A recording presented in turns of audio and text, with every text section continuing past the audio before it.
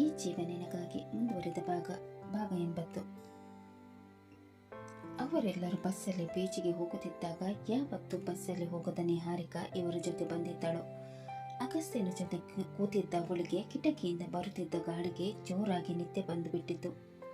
ಅವಳಿಗೆ ಅರಿವಿಲ್ಲದಂತೆ ಅಗಸ್ತ್ಯನ ಕೈಯನ್ನು ಗಟ್ಟಿಯಾಗಿ ಹಿಡಿದು ಅವನ ಭುಜಕ್ಕೆ ಹೊರಗೆ ಮಲಗಿದ್ದಳು. ಇದನ್ನು ನೋಡಿದ ಅಗಸ್ತ್ಯನಿಗೆ ಏನು ಮಾಡಬೇಕೆಂದೇ ಗೊತ್ತಾಗಲಿಲ್ಲ. ಇವಳಿತರ ಮಲಗಿರೋದು ಅದೇ ಏನಾದ್ರೂ ನೋಡ್ಬಿಟ್ರೆ ಅಷ್ಟೇ ನನ್ನ ಕತೆ ಮುಗಿದೆ ಅಂತಾನೆ ಅರ್ಥ. ಇವಳನ್ನ ಎಬ್ಬಿಸ್ಲಾ? ಬೇಡ ಅನ್ಸುತ್ತೆ, ಪಾಪ ಮಲ್ಕೊಂಡಿದ್ದಾಳೆ, ಎಬ್ಬಿಸಿದ್ರೆ ಇವಳ ನಿದ್ದೆ ಎಲ್ಲ ಹಾಳಾಗ್ಬೋದು ಅಂತ ಅಂದುಕೊಳ್ಳುತ್ತಿರುವಾಗ ಗಾಳಿಗೆ ಅವಳ ಕೂದಲು ಅವಳ ಮುಖವನ್ನು ಮುತ್ತಿಕ್ಕುತ್ತಿತ್ತು. ಇದನ್ನು ನೋಡಿದ ಅಗಸ್ತ್ಯ ಅವಳ ಮುಖ ಮುತ್ತಿಕ್ಕುತ್ತಿದ್ದ ಮುಂಗುರುಳನ್ನು ಸರಿಸಿ ಒಂದು ಸಲ ಅವಳನ್ನು ತೀರಾ ಸಮೀಪದಿಂದ ನೋಡಿದನು. ತುಂಬಾ ಸಮಯದ ನಂತರ ಅವನ ಎದೆ ಬಡಿತ ಜೋರಾಗತೊಡಗಿತು. ಇದೇನು, ನನ್ನ ಹಾರ್ಟ್ ಬೀಟ್ ಒಂದೇ ಸಮಯ ಜೋರಾಗ್ತಾ ಇದೆ. ಇವಳನ್ನು ಎಬ್ಬಿಸೋಣ ಅಂದ್ರೆ ಅದು ಕೂಡ ಆಗಲ್ಲ. ನಾನು ಮತ್ತೆ ವೀಕ್ ಆಗಬಾರ್ದು, ಯಾವ ಹುಡುಗಿನೂ ಕೂಡ ನನ್ನ ಹತ್ರ ಸೇರಿಸ್ಕೊಳ್ಬಾರ್ದು. ಅದು ಇವಳಾದ್ರೂ ಅಷ್ಟೇ, ಬೇರೆಯವಳಾದ್ರೂ ಅಷ್ಟೇ. ಮೊದಲು ಇವಳನ್ನು ಸರಿಯಾಗಿ ಸೀಟಿನ ಹತ್ರ ಮಲಗಿಸ್ಬೇಕು ಅಂತ ಅಂದುಕೊಂಡ ಅವನು ತನ್ನ ಭುಜಕ್ಕೆ ಹೊರಗೆ ಮಲಗಿದ್ದ ಅವಳನ್ನು ಸೀಟಿಗೆ ಹೊರಗೆ ಮಲಗಿಸಿದನು. ನಂತರ ಅವಳ ಕಡೆ ನೋಡದೆ ಬೇರೆ ಕಡೆ ನೋಡತೊಡಗಿದನು. ಇತ್ತ ಅರ್ಜುನ್ ಜೊತೆ ಕೂತಿದ್ದ ಆದ್ಯಳ ಪರಿಸ್ಥಿತಿಯು ಹಾಗೆಯೇ ಆಗಿತ್ತು. ತಾನು ನಿದ್ದೆ ಮಾಡಬಾರದು ಅಂತ ಅಂದುಕೊಂಡಿದ್ದ ಅವಳಿಗೆ ಗಾಳಿಯ ಸೆಳೆತಕ್ಕೆ ನಿದ್ದೆ ಬಂದು ಬಿಟ್ಟಿತ್ತು. ಅವಳು ಸೀಟಿಗೆ ಹೊರಗೆ ಮಲಗಿದ್ದಳು. ಅರ್ಜುನ್ ಅವಳನ್ನು ತದೇಕಚಿತ್ತವಾಗಿ ನೋಡತೊಡಗಿದನು. ಅವಳ ಸೌಂದರ್ಯವನ್ನು ಕಣ್ಣಲ್ಲಿ ಆರಾಧಿಸತೊಡಗಿದನು. ನೀನಿಲ್ಲದೆ ನಾನು ಹೇಗಿರಲಿ ಆದ್ಯ? ನಿನ್ನನ್ನು ಮರೆತು ನಾನು ಬದುಕ್ತೀನಿ ಅಂತಾನೆ ನನಗೆ ಗೊತ್ತಿಲ್ಲ. ನಿನ್ನ ಪ್ರೀತಿಯಲ್ಲಿ ಹುಚ್ಚನಾಗ್ಬಿಟ್ಟಿದ್ದೀನಿ ನಾನು. ಅದು ಹೇಗೆ ನಿನ್ನನ್ನು ಮರೆಯಬೇಕಂತಲೇ ಗೊತ್ತಾಗ್ತಾ ಇಲ್ಲ. ನನಗೆ ಒಂಚೂರು ನೋವಾದರೂ ನನಗೆ ಸಹಿಸ್ಕೊಳಕ್ಕಾಗಲ್ಲ. ಅಂಥದ್ರಲ್ಲಿ ನಿನ್ನನ್ನು ಮರೆತು ಹೇಗೆ ಬದುಕಲ್ಲ ನಾನು? ನನ್ನ ಡ್ಯಾಡ್ಗೆ ಯಾಕೆ ನನ್ನ ಪ್ರೀತಿ ಅರ್ಥ ಆಗ್ತಾ ಇಲ್ಲ? ಅವ್ರಿಗೆ ಬರೀ ಅವರ ಹಠಾನೇ ಮುಖ್ಯ. ನನ್ನ ಪ್ರೀತಿ ಬಗ್ಗೆ ಒಂಚೂರು ಕಾಳಜಿನೇ ಇಲ್ಲ. ನನಗೆ ನೀನು ಬೇಕಾದ್ಯ, ನಿನ್ನ ಬಿಟ್ಟು ನಾನು ಬದುಕಲಾರೆ ಅಂತ ಅಂದುಕೊಳ್ಳುತ್ತಿರುವಾಗ ಅವಳು ಇನ್ನೇನು ವಾಲಬೇಕು. ಅಷ್ಟರಲ್ಲಿ ಅರ್ಜುನ್ ಭುಜ ಕೊಟ್ಟು ಅವಳಿಗೆ ಆಸರೆಯಾದನು. ಅವಳು ಅವನ ಭುಜದ ಮೇಲೆ ತಲೆ ಇಟ್ಟು ಮಲಗಿದಳು. ಅರ್ಜುನ್ ಅವಳ ನಡು ಬಳಸಿ ಅವಳು ಬೀಳದಂತೆ ಗಟ್ಟಿಯಾಗಿ ಹಿಡಿದುಕೊಂಡನು. ಬಸ್ಸು ಮುಂದೆ ಸಾಗುತ್ತಿತ್ತು. ಈ ನಡುವೆ ಆದ್ಯಳಿಗೆ ಎಚ್ಚರವಾದಾಗ ಅವಳು ಅವನ ಭುಜಕ್ಕೆ ಹೊರಗೆ ಮಲಗಿರುವುದು ಅರಿವಾಗಿ ಮೆತ್ತಗೆ ಅವನನ್ನು ನೋಡಿದಳು.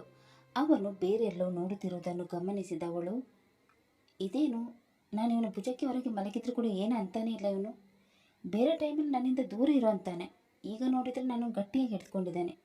ಇಲ್ಲಿ ಅಂಬೋದರೆ ಏನು ಅಂತಾನೆ ಗೊತ್ತಾಗ್ತಾ ಇಲ್ಲ. ಈಗ ಒಂಥರ ಇದ್ರೆ ಮತ್ತೆ ಇನ್ನೊಂಥರ ಇರ್ತಾನೆ. ಯಾವಾಗ ಹೇಗೆ ಬದಲಾಗ್ತಾನೆ ಅಂತಾನೆ ಗೊತ್ತಾಗಲ್ಲ. ಮಾಡ್ತೀನಿ ನಿಮಗೆ ಅಂತ ಮನಸ್ಸಿನಲ್ಲಿ ಅಂದುಕೊಳ್ಳುತ್ತಾ ಅವಳ ಕೈಯಿಂದ ಅವನ ನಡು ಬಳಸಿ ಬಿಗಿಯಾಗಿ ಹಿಡಿದು ನಿದ್ದೆ ಬಂದವಳಂತೆ ನಾಟಕ ಮಾಡತೊಡಗಿದಳು. ಅವಳ ಸ್ಪರ್ಶ ಬಿಗಿಯಾದಾಗ ಅವನ ಎದೆ ಬಡಿತ ಜೋರಾಗತೊಡಗಿತು. ಅವಳ ಕೈಯನ್ನು ಬಿಡಿಸಿಕೊಳ್ಳಲು ನೋಡಿದನು. ಆದರೆ ಅವಳು ಅವನ ನಡುವನ್ನು ಬಿಗಿಯಾಗಿ ಹಿಡಿದಿದ್ದರಿಂದ ಅವನಿಗೆ ಬಿಡಿಸಿಕೊಳ್ಳಲು ಅಸಾಧ್ಯವಾಯಿತು. ಏನೇ ಅವಳು ನಿದ್ದೆಗಣ್ಣಲ್ಲಿ ಈ ಥರ ಮಾಡ್ತಾ ಇದ್ದಾಳೆ? ಇವಳಿಂದ ಹೇಗೆ ಬಿಡಿಸ್ಕೊಳ್ಳ? ನಾನು ಮನಸ್ಸೊಳಗೆ ಏನೇನೋ ಆಗ್ತಾ ಇದೆ, ಕಚ್ಚಗುಳಿ ಇಟ್ಟಂತಾಗ್ತಾ ಇದೆ, ಹಾರ್ಟ್ ಬೀಟ್ ಬೇರೆ ಜಾಸ್ತಿ ಆಗ್ತಾ ಇದೆ. ಏನು ಮಾಡಿ ಈಗ ಅಂತ ಒತ್ತಾಡತೊಡಗಿದನು. ಆಗ ಆದ್ಯ ಮತ್ತೆ ಅವನನ್ನು ಬಿಗಿಯಾಗಿ ಹಿಡಿದುಕೊಂಡಳು. ಫೀಲಿಂಗ್ಸ್ ಜಾಸ್ತಿಯಾಗಿ ಅವನಿಗೆ ಉಸಿರಾಡಲು ಕೂಡ ಕಷ್ಟವಾಗತೊಡಗಿತ್ತು. ಸ್ಟಾಪ್ ಯಾವಾಗ ಬರುತ್ತೆ ದೇವ್ರೆ, ನನ್ನ ಕೈಲಿ ಆಗ್ತಾ ಇಲ್ಲ. ಇದೇ ರೀತಿ ಇದ್ರೆ ನಾನು ಫೀಲಿಂಗ್ಸನ್ನು ಹೇಗೆ ಕಂಟ್ರೋಲ್ ಮಾಡಿಕೊಡ್ಲಿ ಅಂತ ಅಂದುಕೊಳ್ಳುತ್ತಿರುವಾಗ ಪಿ.ಜಿ ಸ್ಟಾಪ್ ಇನ್ನೇನು ಬರುವುದರಲ್ಲಿತ್ತು. ಇದನ್ನು ನೋಡಿ ನಿಟ್ಟಿಸಿರು ಬಿಟ್ಟ ಅರ್ಜುನ್, ಥ್ಯಾಂಕ್ ಗಾಡ್, ಇನ್ನು ಸ್ವಲ್ಪ ಹೊತ್ತಲ್ಲಿ ಸ್ಟಾಪ್ ಬರುತ್ತೆ ಅಂತ ಅಂದುಕೊಂಡ ಅವನು ಆದ್ಯಾಳನ್ನು ಎಬ್ಬಿಸತೊಡಗಿದನು. ಆದ್ಯ ಎದ್ದೇಳು, ಸ್ಟಾಪ್ ಬಂತು. ನಿದ್ದೆಯಿಂದ ಎದ್ದವಳಂತೆ ನಾಟಕ ಮಾಡಿದವಳು, ನಾನು ನಿನ್ನ ಭುಜಕ್ಕೆ ಹೊರಗೆ ಮಾರಿದ್ನ? ನನ್ನನ್ನು ಎಬ್ಬಿಸಕ್ಕೆ ಆಗಿಲ್ಲ ನಿನಗೆ? ನೀನೇಕೆ ಎಬ್ಬಿಸ್ತೀಯ ಹೇಳು? ಸುಂದರವಾಗಿರೋ ಹುಡುಗಿ ಪಕ್ಕ ಮಲಗಿದ್ರೆ ಮನಸ್ಸಲ್ಲೆಲ್ಲ ಬಟರ್ಫ್ಲೈ ಓಡಾಡ್ತಾರ ಆಗಿರುತ್ತಲ್ವಾ? ಹೌದಂತೆ, ಅಷ್ಟೆಲ್ಲ ಕನಸು ಕಾಣಬೇಡ. ಕೈಗೆ ಏಟಾಗಿ ನೋವಿನಿಂದ ಮಲಗಿರ್ತೀಯ ಅಂದ್ಕೊಂಡು ಎಬ್ಬಿಸಕ್ಕೆ ಹೋಗಿಲ್ಲ ಅಷ್ಟೇ. ಸುಮಾರಾಗಿರಿ, ನೀನೇ ನಿನ್ನನ್ನು ಹೊಗಳ್ಕೊಂಡು ಇರಬೇಕಾದ್ರೆ ಇನ್ನು ನಾನು ಹ್ಯಾಂಡ್ಸಮ್ ಯಂಗ್ ಮ್ಯಾನ್, ನನ್ನನ್ನು ನಾನು ಎಷ್ಟು ಹೊಗಳ್ಕೊಳ್ಬೇಡ. ಆ ಮಾತು ಕೇಳಿ ಕೋಪಗೊಂಡವಳು, ನನ್ನನ್ನೇ ಸುಮಾರಾಗಿರೋಳಂತೀಯ? ಅಂತ ಹೇಳುತ್ತಾ ಅವನ ಕೈಗೆ ಗಟ್ಟಿಯಾಗಿ ಗಿಲ್ಲಿದಳು. ಅವನು ನೋವಿನಿಂದ, ಅಮ್ಮ, ಈ ರಾಕ್ಷಸಿ ಬಿಡೆ, ಇಲ್ಲಾಂದ್ರೆ ಎಲ್ಲರ ಮುಂದೆ ಕಿರಿಚಿಬಿಡ್ತೀನಿ ಅಂತ ಹೇಳಿದಾಗ ಅವಳು ಅವನ ಕೈ ಬಿಟ್ಟು, ಇವತ್ತು ಬದುಕೊಂಡ್ಬಿಟ್ಟೆ, ಇಲ್ಲ ಅಂದಿದ್ರೆ ನಿನ್ನ ಒಂದು ಕೈ ನೋಡ್ಕೊಂಡು ಬಿಡ್ತಾ ಇದ್ದೆ. ನೀನು ರಾಕ್ಷಸಿ ಏನು ಬೇಕಾದ್ರೂ ಮಾಡೋಕ್ಕೆ ರೆಡಿ ಇರ್ತೀಯ, ಇನ್ನೇನು ಸ್ಟಾಪ್ ಬರುತ್ತೆ, ಇಳಿಯೋಕ್ಕೆ ರೆಡಿಯಾಗಿರು, ಇಲ್ಲಾಂದ್ರೆ ಬಸ್ ಮುಂದೆ ಹೋಗ್ಬಿಡುತ್ತೆ ಅಂತ ಹೇಳಿ ಅವರಿಬ್ಬರು ಇಳಿಯಲು ರೆಡಿಯಾಗತೊಡಗಿದರು. ಪಿ ಜಿ ಸ್ಟಾಪ್ ಬರೋಕ್ಕೆ ಇನ್ನೇನು ಸ್ವಲ್ಪ ಹೊತ್ತಿದೆ. ಅಷ್ಟರಲ್ಲಿ ಅಗಸ್ತ್ಯ ನಿಹಾರಿಕಳನ್ನು ಎಬ್ಬಿಸಲು ಮುಂದಾದನು. ಏನು ಚಿಂತೆ ಇಲ್ಲದೆ ನಿರಾಳವಾಗಿ ಮಲಗಿರುವ ಅವಳನ್ನು ಒಂದ್ಸಲ ಹಾಗೆಯೇ ನೋಡಿದನು. ಅವಳ ಮುದ್ದು ಮುಖ ಅವನ ಮನಸ್ಸನ್ನು ಚಂಚಲಗೊಳಿಸುತ್ತಿತ್ತು. ಬಸ್ಸಲ್ಲಿ ಯಾರಾದರೂ ಈ ಥರ ಕುಂಭಕರ್ಣನ ಥರ ಮಲಗ್ತಾರ? ಏನು ಹುಡುಗಿನ ಏನೋ, ಯಾರು ಏನು ಅಂದ್ಕೊಳ್ತಾರೆ ಇಲ್ವೋ ಅನ್ನೋ ಅರಿವೇ ಇಲ್ಲದ ಚಿಕ್ಕ ಮಕ್ಕಳ ಥರ ಮಲಗಿದ್ದಾಳೆ. ಇವಳನ್ನು ಹೇಗೆ ಎಬ್ಬಿಸೋದು ಅಂತ ಅಂದುಕೊಳ್ಳುತ್ತಾ ಅವಳ ಕೈ ಅಲುಗಾಡಿಸಿ, ನಿಹಾರಿಕರವರೇ ಎದ್ದೇಳಿ, ಸ್ಟಾಪ್ ಬಂತು, ಬಂದರೆ ಬರಲಿ, ನಾನು ಸ್ವಲ್ಪ ಹೊತ್ತು ಮಲ್ಕೋಬೇಕು ಅಂತ ನಿದ್ದೆಗಣ್ಣಲ್ಲಿ ಹೇಳಿ ಮತ್ತೆ ಮಲಗಿಕೊಂಡಳು. ಇವಳೇನು ಈ ಥರ ಹೇಳ್ತಾ ಇದ್ದಾಳೆ? ಸ್ಟಾಪ್ ಬರೋ ಮುಂಚೆ ಅವಳನ್ನು ಎಬ್ಬಿಸಬೇಕು, ಇಲ್ಲದ ಕಷ್ಟ ಆಗ್ಬಿಡುತ್ತೆ ಅಂತ ಅಂದುಕೊಂಡು ಅವಳನ್ನು ಮತ್ತೆ ಎಬ್ಬಿಸತೊಡಗಿದನು. ಈ ಬಾರಿ ಎದ್ದ ಅವಳು ಅವನ ಕಡೆ ನೋಡಿ, ನಾನು ಎಲ್ಲಿದ್ದೀನಿ, ನೀವೇಕೆ ನನ್ನ ಪಕ್ಕ ಕೂತಿದ್ದೀರಾ? ಅವಳ ಮಾತು ಕೇಳಿ ಶಾಕ್ ಆದ ಅವನು, ನೀವು ಬಸ್ಸಲ್ಲಿದ್ದೀರಾ, ನಾವು ಪಿ ಜಿಗೆ ಹೋಗ್ತಾ ಇದ್ದೀವಿ, ಯಾವ ಲೋಕದಲ್ಲಿ ಇದ್ದೀರೋ ಅಲ್ಲಿಂದ ಸೀದಾ ಇಲ್ಲಿ ಲ್ಯಾಂಡ್ ಆಗಿಬಿಡಿ ಅಂತ ತಮಾಷೆಯಿಂದ ಹೇಳಿದಾಗ ಅವಳಿಗೆ ಏನು ಅರ್ಥವಾಗದೆ ಅವನನ್ನೇ ನೋಡತೊಡಗಿದಳು. ಅವಳು ಇನ್ನು ನಿದ್ದೆಗಣ್ಣಲ್ಲಿ ಇರುವುದನ್ನು ನೋಡಿದವನು ತನ್ನ ಕೈಯಲ್ಲಿದ್ದ ನೀರಿನ ಬಾಟಲಿನಿಂದ ನೀರನ್ನು ತನ್ನ ಕೈಗೆ ಹಾಕಿ ಅವಳ ಮುಖಕ್ಕೆ ಸಿಂಪಡಿಸಿದನು. ಈ ಸಲ ಅವಳ ನಿದ್ದೆಯೆಲ್ಲ ಹೊರಟು ಹೋಗಿ ಹಿಂದೆ ಮುಂದೆ ನೋಡತೊಡಗಿದಳು. ನಾವು ಎಲ್ಲಿದ್ದೀವಿ? ಪಿ ಜಿ ಇನ್ನೂ ಬಂದಿಲ್ವಾ? ಥ್ಯಾಂಕ್ ಗಾಡ್, ಈಗಲಾದ್ರೂ ಗೊತ್ತಾಯ್ತಲ್ವಾ ನಾವು ಪಿ ಜಿಗೆ ಹೋಗ್ತಾ ಇದ್ದೀವಿ ಅಂತ. ಅವಾಗಲೇ ನೀವು ಮಾತಾಡೋದು ನೋಡಿ ನಾನೇ ಒಂದ್ಸಲ ಕನ್ಫ್ಯೂಸ್ ಆಗಿಬಿಟ್ಟೆ. ಸಾರಿ, ನಾನು ಬೇಕಂತ ಮಾಡಿಲ್ಲ. ಗಾಢ ನಿದ್ದೆಯಲ್ಲಿದ್ದಾಗ ಯಾರಾದರೂ ಎಬ್ಬಿಸಿದ್ರೆ ನನಗೆ ಇದೇ ಥರ ಆಗುತ್ತೆ, ಎಲ್ಲಿದ್ದೀನಿ ಅಂತಲೇ ಗೊತ್ತಾಗಲ್ಲ. ನನ್ನಿಂದ ನಿಮಗೆ ತೊಂದರೆ ಆಗಿದ್ರೆ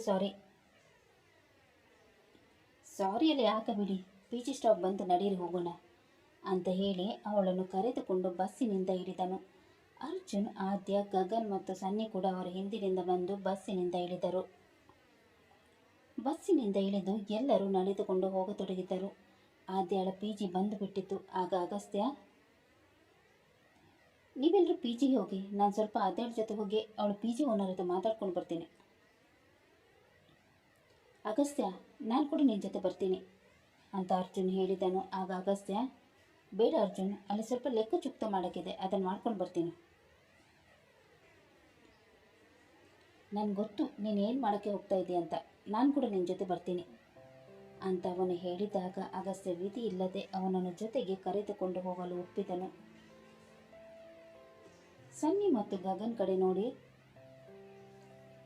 ಸನ್ನಿ, ಗಗನ್, ನೀವಿಬ್ಬರು ಹೋಗಿ ಲಗೇಜ್ ಎಲ್ಲ ಪ್ಯಾಕ್ ಮಾಡಿರಿ, ನಾವು ಸ್ವಲ್ಪ ಹೊತ್ತಲ್ಲಿ ಬರ್ತೀವಿ.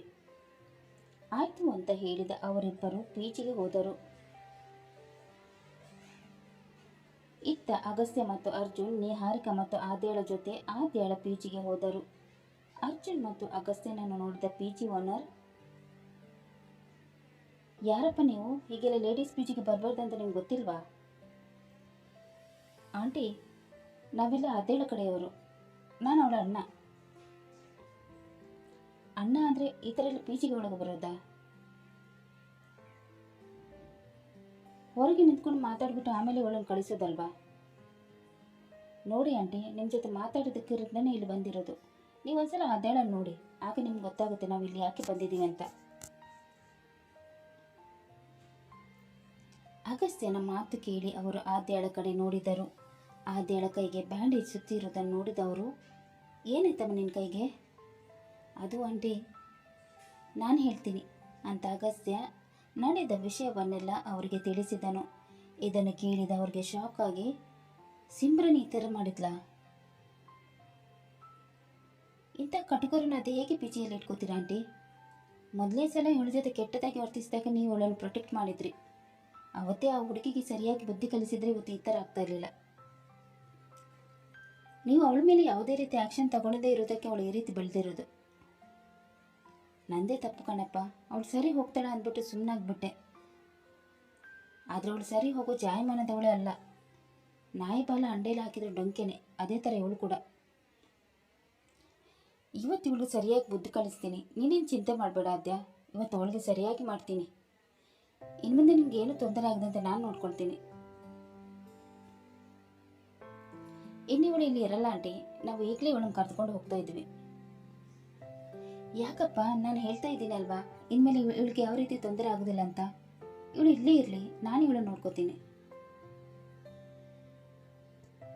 ಬೇಡ ಆಂಟಿ, ಇವಳು ಇಲ್ಲಿ ಇದ್ದಷ್ಟು ಇವಳಿಗೆ ತೊಂದರೆ ಜಾಸ್ತಿ. ನಾನು ಇವಳನ್ನು ನಮ್ಮ ಮನೆಗೆ ಕರ್ಕೊಂಡು ಹೋಗ್ತಾ ಇದ್ದೀನಿ. ಈ ಮಾತು ಕೇಳಿ ಅವರಿಗೆ ಸಿಮ್ರನ್ ಮೇಲೆ ಕೋಪ ಬರತೊಡಗಿತು. ಕೂಡಲೇ ಅವಳನ್ನು ಬರ ಹಿಡಿದರು. ಸಿಮ್ರನ್ ಕೆಳಗೆ ಬರುತ್ತಿದ್ದ ಹಾಗೆ ಇವರನ್ನೆಲ್ಲ ನೋಡಿ ಅವಳಿಗೆ ಪರಿಸ್ಥಿತಿಯ ಅರಿವಾಯಿತು.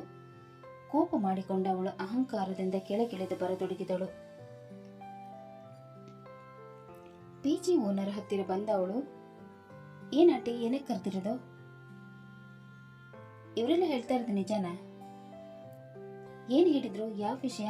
ನನಗೆ ಯಾವ ವಿಷಯನೂ ಗೊತ್ತಿಲ್ಲ ಅಂತ ಬೇಕಾಬಿಟ್ಟಿ ಮಾತನಾಡತೊಡಗಿದಳು. ಅವಳ ವರ್ತನೆ ನೋಡಿ ಅಲ್ಲಿದ್ದವರೆಲ್ಲರಿಗೂ ಕೋಪ ಬರತೊಡಗಿತು. ಆಗ ಪಿಜಿ ಓನರೇ ಕೋಪದಿಂದ ಮಾತು ಮುಂದುವರಿಸುತ್ತಾ, ನೀನು ಅವಳಿಗೆ ಬಲವಂತದಿಂದ ನೆಲದಲ್ಲಿ ಬಿದ್ದಿರೋ ಅನ್ನೋ ತಿನ್ನಿಸಕ್ಕೆ ಹೋದ್ಯಾ? ಅವಳ ಕೈಗೆ ನಿನ್ನ ಸ್ಯಾಂಡಲ್ನಿಂದ ತುಳಿದೆಯಾ? ನಿಜ ಹೇಳು ಸಿಮ್ರನ್, ಇಲ್ಲಾಂದ್ರೆ ಪರಿಣಾಮ ನೆಟ್ಟಗಿರಲ್ಲ. ನೋಡಿ ಆಂಟಿ, ಇದು ನನ್ನ ಮತ್ತು ಅವಳ ವಿಷಯ. ನೀವು ಇದ್ರಲ್ಲಿ ಮೂಗು ತೋರ್ಸೋಕ್ಕೆ ಬರಬೇಡಿ. ನಿಮ್ಮ ಪಿ ಜಿಲಿ ಏನಾದರೂ ಆಗಿದ್ರೆ ಅದನ್ನು ಕ್ವಶನ್ ಮಾಡಿ. ಇದು ನಿಮ್ಮ ಪಿ ಜಿಲಿ ಆಗಿರೋದಲ್ಲ, ನಮ್ಮ ಆಫೀಸಲ್ಲಿ ಆಗಿರೋದು. ಸೊ ನೀವು ಇದರಲ್ಲಿ ಇಂಟರ್ಫಿಯರ್ ಆಗಬೇಡಿ ಅಂತ ಅಹಂಕಾರದಿಂದ ಮಾತನಾಡಿದಳು. ಅವಳ ಮಾತು ಕೇಳಿ ಪಿ ಜಿ ಓನರ್ಗೆ ಇನ್ನಷ್ಟು ಕೋಪ ಬರತೊಡಗಿತು. ಕೋಪದಿಂದ ಧ್ವನಿ ಜೋರು ಮಾಡಿದವರು, ಸಿಮ್ರನ್, ನಾನು ಏನು ಕೇಳ್ತಾ ಇದ್ದೀನೋ ಅದಕ್ಕೆ ಉತ್ತರ ಕೊಡು. ನೀನು ಇವಳನ್ನು ಬುಲ್ಲಿ ಮಾಡಿದೆಯಾ? ಹೌದು ಆಂಟಿ, ನಾನು ಇವಳನ್ನು ಬುಲ್ಲಿ ಮಾಡಿದ್ದೆ. ಇವಳಿಗೆ ಬಲವಂತವಾಗಿ ನೆಲದಲ್ಲಿ ಬಿದ್ದಿದ್ದ ಅನ್ನವನ್ನು ತಿನ್ನಿಸಲು ಹೋಗಿದ್ದೆ. ತಿನ್ನಿಸಿ ಬಿಡ್ತಾ ಇದ್ದೆ, ಅಷ್ಟರಲ್ಲಿ ನಿಹಾರಿಕೆ ಬಂದ್ಬಿಟ್ಟು ನಾನು ತಡೆದ್ಲು. ಇಲ್ಲಾಂದಿದ್ರೆ ಇವಳಿಗೆ ಅನ್ನ ತಿನ್ನಿಸೋದು ಬಿಡ್ತಾ ಇರಲಿಲ್ಲ. ಇವಳ ಕೈಗೆ ನಾನೇ ಸ್ಯಾಂಡಲ್ನಿಂದ ತುಳಿದಿದ್ದು, ಯಾಕಂದರೆ ಇವಳು ಅದಕ್ಕೆ ಲಾಯಕು. ಬಾಡಿಗೆ ಉಂಡಗಳನ್ನ ಜೊತೆಯಲ್ಲಿ ಕರೆದುಕೊಂಡು ಬಂದರೆ ನಾನು ಹೆದರ್ಕೊಳ್ತೀನಿ ಅಂತ ಅಂದ್ಕೊಂಡಿದ್ಯಾ ಅಂತ ಹೇಳುತ್ತಾ ಕೋಪ ಮಾಡಿಕೊಳ್ಳುತ್ತಾ ಆದ್ಯಳ ಹತ್ತಿರ ಬರತೊಡಗಿದಳು. ಕತೆ ಮುಂದುವರಿದು. ಸಿಮ್ರನ್ ಆದ್ಯಳಿಗೆ ಮತ್ತೆ ಏನು ಮಾಡೋಕ್ಕೆ ಹೊರಟಿದ್ದಾಳೆ ಅನ್ನೋದನ್ನು ತಿಳಿಯಲು ಮುಂದಿನ ಸಂಚಿಕೆಯಾಗಿ ಕಾಯೋಣ. ಅಲ್ಲಿ ತನಕ ಈ ಕತೆ ನಿಮಗೆ ಇಷ್ಟವಾದಲ್ಲಿ ಲೈಕ್ ಮಾಡಿ, ಶೇರ್ ಮಾಡಿ ಮತ್ತು ಸಬ್ಸ್ಕ್ರೈಬ್ ಮಾಡೋದನ್ನು ಮಾತ್ರ ಮರಿಬೇಡಿ. ಹಾಗೆ ಕತೆ ಹೇಗಿದೆ ಅಂತ ಕಮೆಂಟ್ ಬಾಕ್ಸಲ್ಲಿ ತಿಳಿಸಿ. ಧನ್ಯವಾದಗಳು.